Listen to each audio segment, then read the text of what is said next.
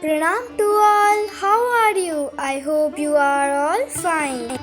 This is the moss rose. When in this dry hot summer all the plants will be suffering from the heat, this plant will bloom. And this will make your garden look very pretty.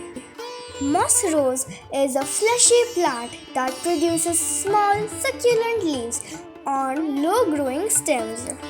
After the winter season, the Mossrose plant health was like this. But don't worry, it is so hardy that you can easily grow it from cuttings. So in the month of March, my mom had prepared a new soil and planted these plants again. So let me tell you some care tips. First, let me tell you about the soil and water requirements.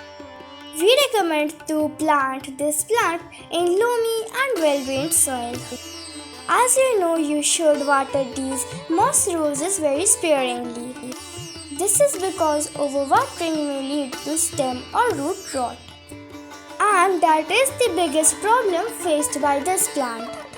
That is why it is recommended to grow moss roses in well-drained soil to prevent this issue.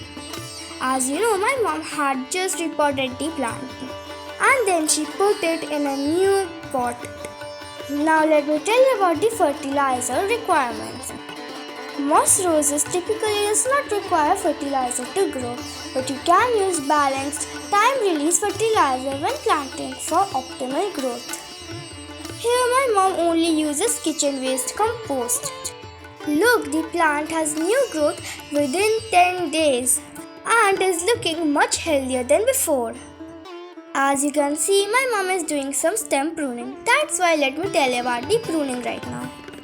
One of the great things about moss roses is that it does not require deadheading and will continue to bloom all season without any additional care.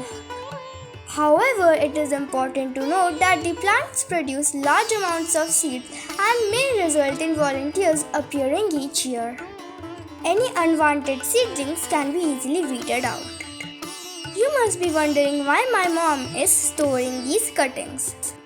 This is because my mom is going to grow even more new plants with these cuttings. Now you must be thinking, what if our moss roses get pest attack? Actually, moss roses are not that attractive to these pests.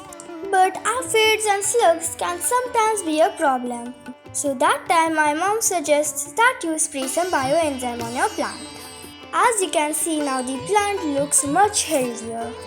Now at last let me tell you some uses of this moss rose. Moss rose is an attractive addition to a variety of garden settings such as rock plants and mixed borders.